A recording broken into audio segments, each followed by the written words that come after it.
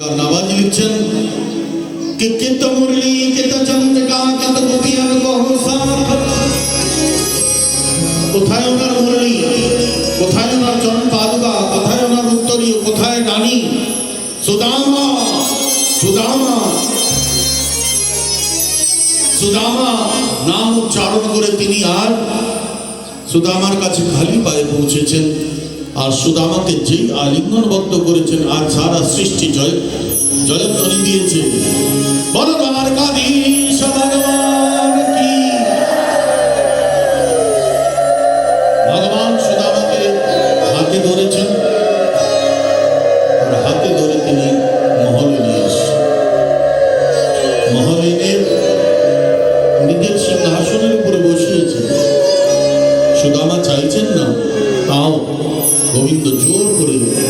আর সুদামাকে নিয়ে সিংহাসনে বসিয়েছেন রানীরা অবাক রয়ে গেছে এই ভিখারিকে ভগবান খালি পায়ে নিচে গিয়ে তাকে হাত ধরে নিয়েছে যার দর্শন পাওয়ার জন্য বড় বড় ধনী মানি শ্রীমন্তরাও কয়েকদিন ধরে পঙ্ক্তিবদ্ধ হয়ে দাঁড়িয়ে থাকে আর সেই শ্রীপ্রভু নিজে খালি পায়ে দৌড়ে সুদামাকে নিয়ে এসছে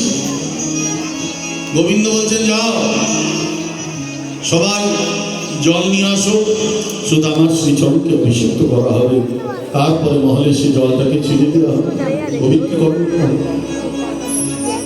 সব রানীরা দৌড়েছে কিন্তু যতক্ষণ জল নিয়ে আসতো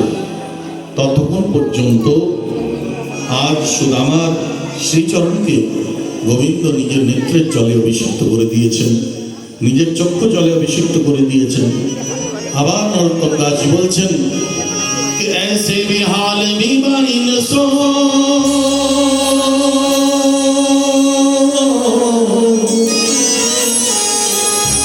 ऐसे भी हाल में बन सो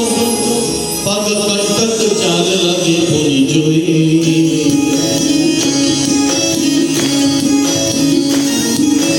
आयो महाभूत पर सका तो आए